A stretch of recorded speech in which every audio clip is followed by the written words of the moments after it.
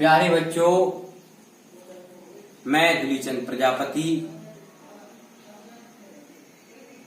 सहायक शिक्षक, Nehru inter college फनवाड़ी, कक्षा 12 के छात्रों को नागशास्त्र पढ़ाने के लिए यहाँ उपस्थित हूँ।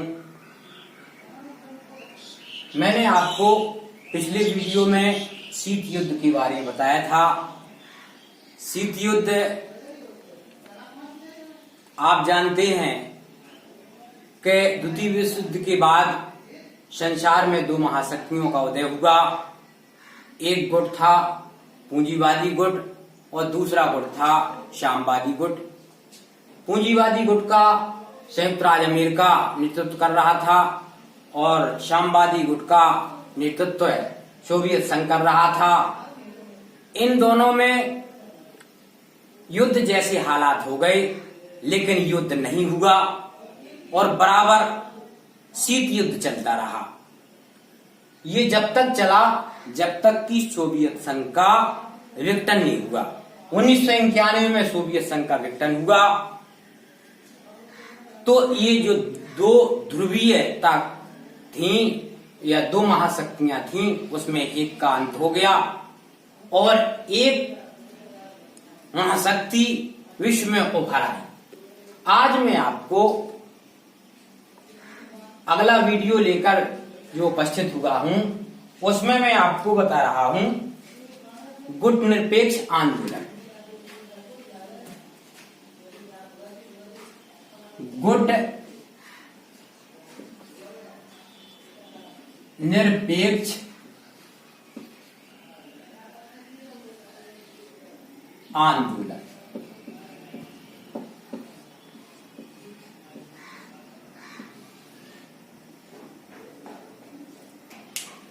प्यारे बच्चों, गुट निरपेक्ष आंदोलन का क्या अर्थ है आपको मालूम होना चाहिए कि दो महाशक्तियों का उदय हुआ। इसका अर्थ है गुट निरपेक्ष आंदोलन का कि दोनों महाशक्तियों के गुट में से अलग रहना, अर्थात इन गुटों में शामिल न होना और अपनी एक स्वतंत्र नीति का पालन करते हुए विश्व राजनीति में शांति और स्थिरता के लिए सक्रिय रहने का आंदोलन है ये, कि विश्व की राजनीति में सक्रिय रहें और शांति बनाए रखें। इसका मतलब ये नहीं है कि ये जो है तटस्थ हैं, ये तटस्थ नहीं है, ये प्रत्यक्षतावादी नहीं है, बल्कि इसका अर्थ है कि किसी भी देश प्रत्येक मुद्दे पर गुण दोष के आधार पर गुण दोष को अपनाते हुए अपनी एक स्वतंत्र नीति का पालन करना, राष्ट्रीय हित और विश्व शांति के लिए गुटों से अलग रहना और निर्णय लेने की स्वतंत्रता, इसका ये अर्थ है गुट निरपेक्ष आंदोलन का, कि इनका एक स्वतंत्र निर्णय हो और अंतर्राष्ट्रीय मामलों में इनका हस्तक्षेप हो। अगर युद्ध होता है तो युद्ध को टालने का प्रयास करना। चूंकि ये गुट निरपेक्ष आंदोलन के जितने भी सदस्य देश थे, ये जो है द्वितीय विश्व युद्ध के बाद स्वतंत्र हुए थे, तो इनके सामने सबसे बड़ी समस्या थी गरीबी, भूखमरी। ये सबसे बड़ी इनके सामने चुनौती थी। इसलिए किसी भी गुट के खेमे में नहीं रहना चाहते थे। इनका उद्देश्य था कि हम अपना आर्थिक विकास करें, यानी दो महाशक्तियों के खेमे से अलग रहना। और इन्होंने जो गुट निरपेक्ष आंदोलन का सूत्रपात किया, ये तीसरी दुनिया कहलाई। इसका मतलब था तीसरी दुनिया। मैं आपको बताता हूं गुट निरपेक्ष आंदोलन के संस्थापक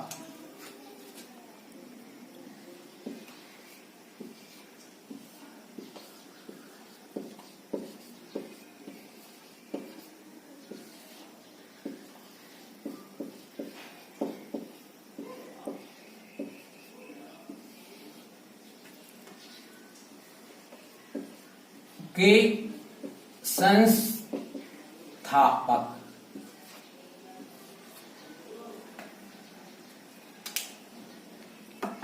गुटनिरपेक्ष आंदोलन के संस्थापक सबसे पहले थे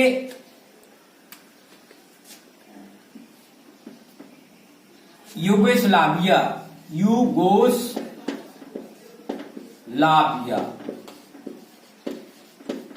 यूगोस्लाविया के राष्ट्रपति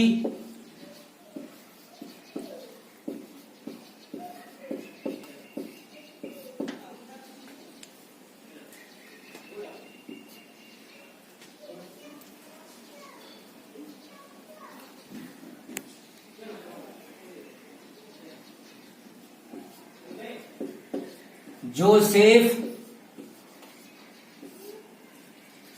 ब्रास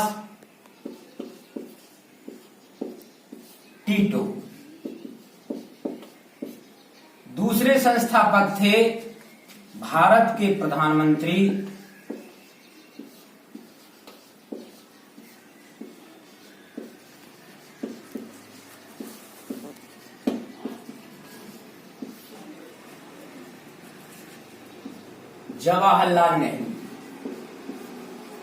जवाहरलाल नेहरू। तीसरे संस्थापक थे इसके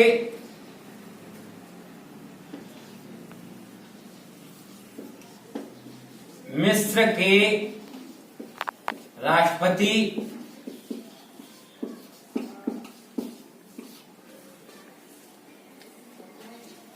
गमाल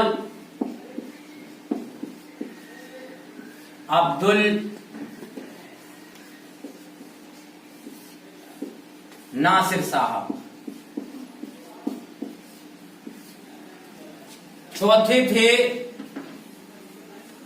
इंडोनेशिया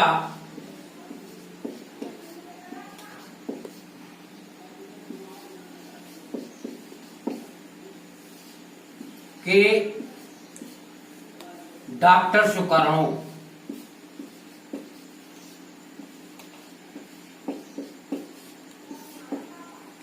पांचवें थे घाना के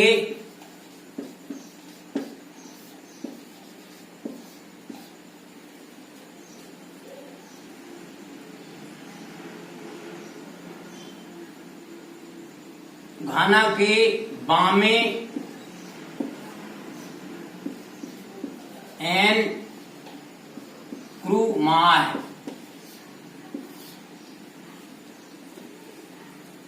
बच्चों, गुटनिरपेक्ष आंदोलन के संस्थापक यूगोस्लाविया के राष्ट्रपति जोसेफ ब्रास टीटो, दूसरे थे भारत के प्रधानमंत्री जवाहरलाल नेहरू, तीसरे मिस्र के राष्ट्रपति गमाल अब्दुल नासिर, चौथे इंडोनेशिया के डॉक्टर सुकर्णो तथा घाना के बामे एन क्रूमाह थे।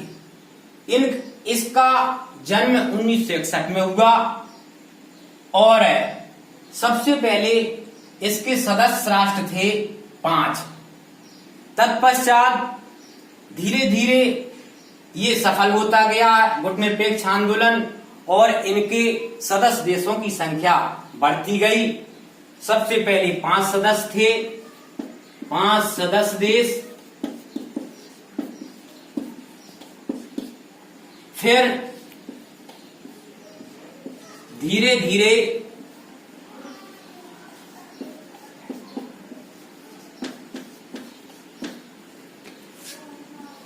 इसके सदस्य देशों की संख्या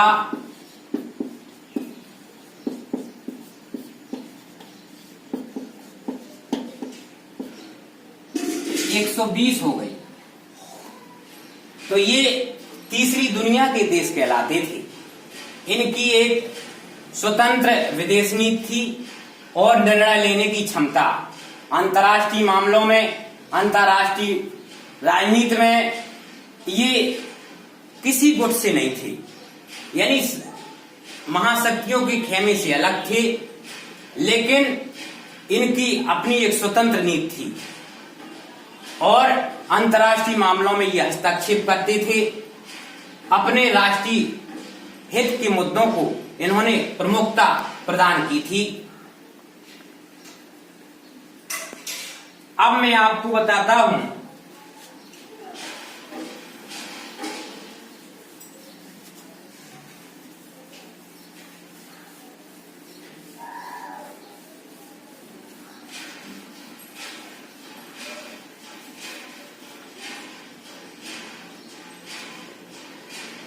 गुट निरपेक्ष आंदोलन में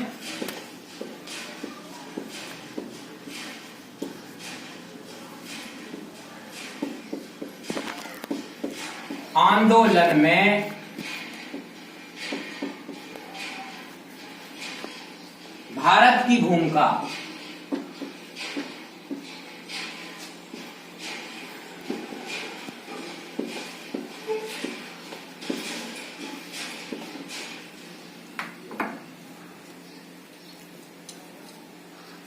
गुट निरपेक्ष आंदोलन में भारत की अहम भूमिका है, जो निम्नलिखित प्रकार से है। नंबर 1, गुट निरपेक्ष आंदोलन का संस्थापक।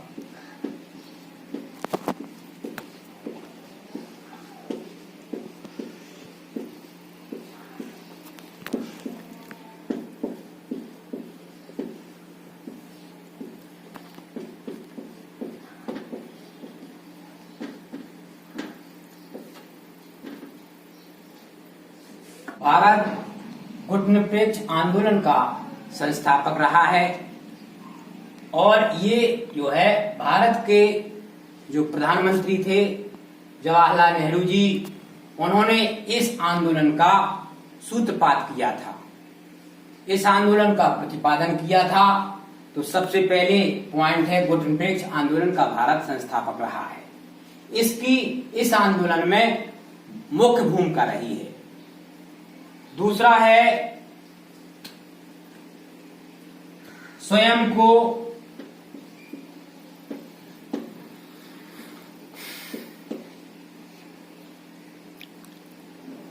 महाशक्तियों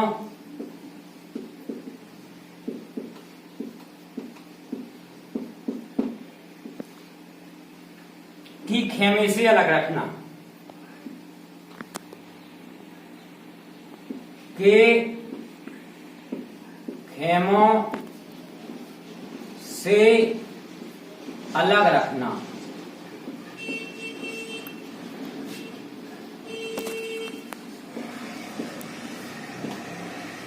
दूसरा पॉइंट है स्वयं को महाशक्तियों के खेमों से अलग रखना। महाशक्ति यानी पूंजीवादी और साम्यवादी दो खेमे थे, तो इससे भारत हमेशा अलग रहा है, हमेशा सचेत रहा है, सजग रहा है। वैसे दोनों से बढ़िया संबंध रहे हैं, अच्छे संबंध रहे हैं, फिर भी ये जो है किसी गुट में सम्मिलित नहीं हुआ।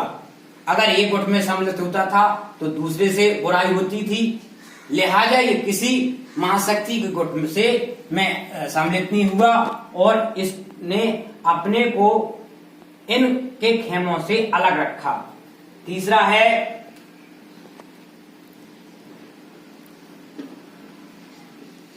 नौ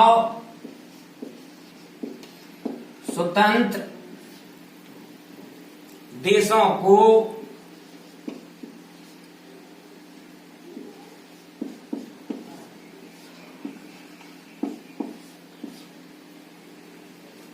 आंदोलन में आने के लिए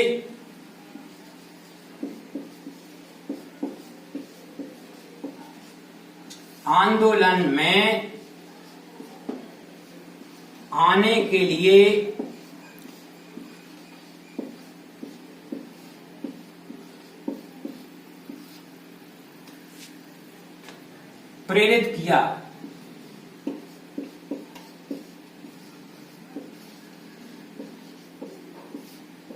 नौ स्वतंत्र देशों को आंदोलन में आने के लिए प्रेरित किया। हमारे भारत देश ने जो द्वितीय विश्व युद्ध के बाद स्वतंत्र देश हुए थे, उनको वो जो है महाशक्तियां को के खेमे में जाने का हमारे देश ने या भारत ने पुरजोर विरोध किया और उनको गुटनिरपेक्ष आंदोलन में सक्रिय भाग लेने के लिए प्रेरित किया कि तुम जो है गुटनिरपेक्ष आंदोलन के सदस्य बनिए।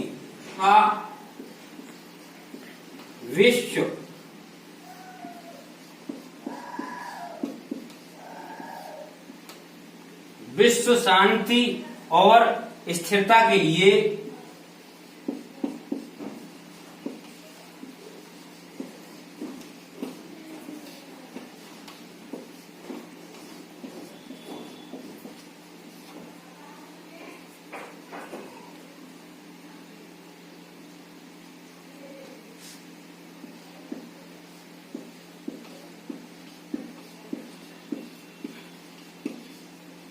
गुटनिरपेक्ष आंदोलन को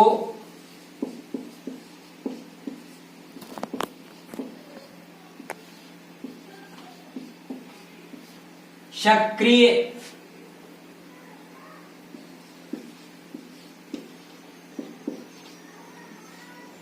रखना।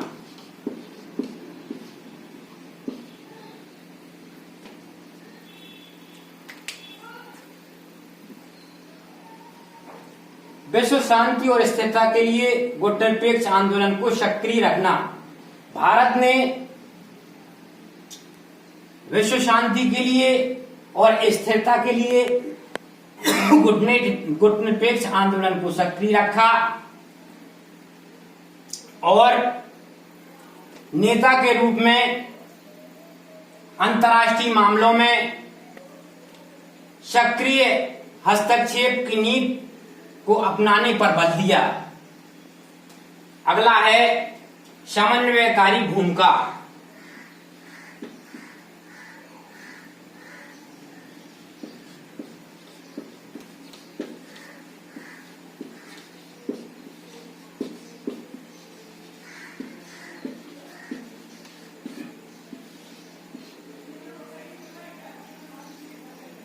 भारत ने समन्वयकारी भूमिका निभाते हुए सदस्य देशों के बीच में उठे विवादास्पद मुद्दों को टालने का स्थगित करने पर बल दिया और आंदोलन को विभाजित होने से बचाया।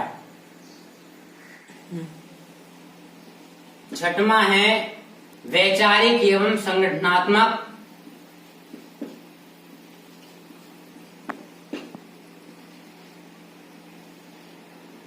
एवं संगठनात्मक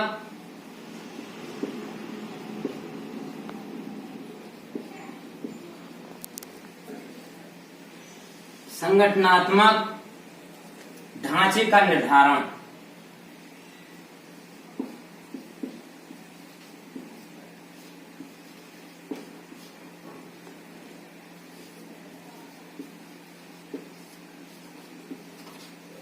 भारत ने गुटनिरपेक्ष आंदोलन के वैचारिक एवं संगठनात्मक ढांचे के निर्धारण में मुख्य भूमिका निभाई।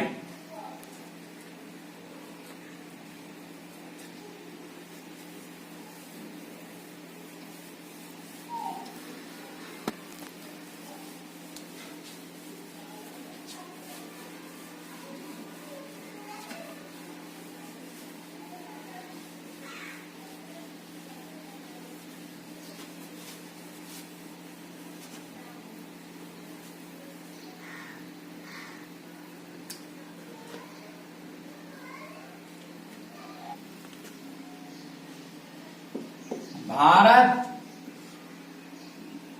की गुट निरपेक्षता की नीति के लाभ।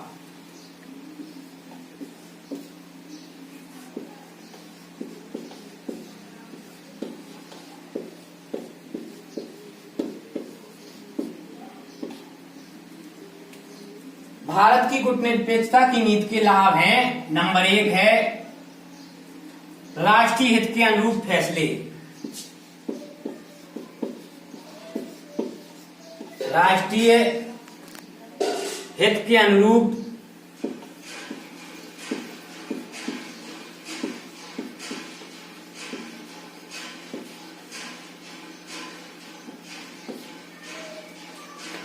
फैसले।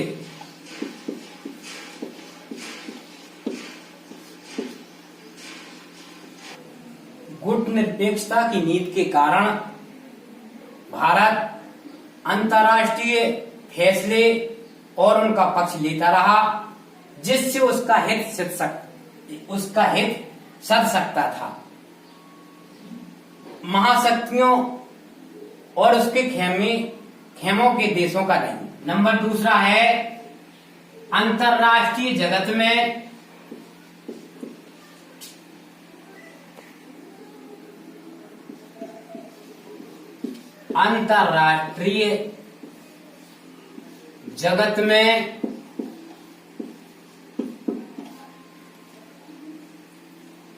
अपने महत्व को बनाए रखने में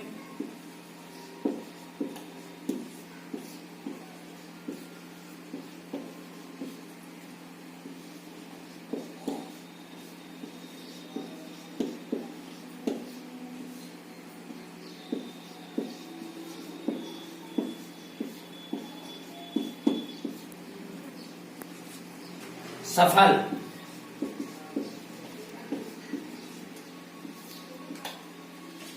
अंतर्राष्ट्रीय जगत में अपने महत्व को बनाए रखने में सफल। गुटनिरपेक्ष नीति का पालन करने वाला भारत इस स्थिति में रहा, अगर उसको ये महसूस हो गया कि कोई महाशक्ति उसको अनदेखा कर रहा है और उस पर अनुचित दबाव डाल रहा है, तो वह दूसरी महाशक्ति के रुख को अपना सकता है। इसलिए दोनों महाशक्तियों ने कभी भी उस पर दबाव नहीं डाला। भारत की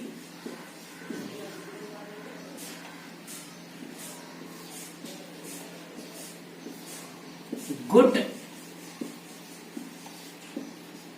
निरपेक्षता की आलोचना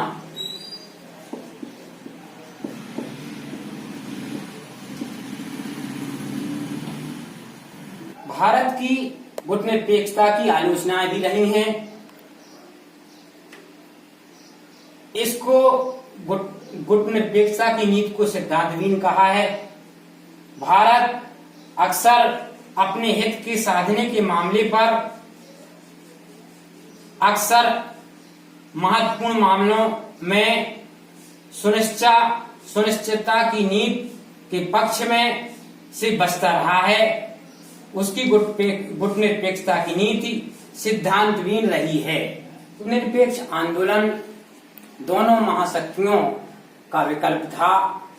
जो स्वतंत्र देश थे, जो नव स्वतंत्र देश थे, जो द्वितीय विश्व युद्ध के बाद स्वतंत्र हुए थे, उन्होंने अपना एक संगठन बनाया था।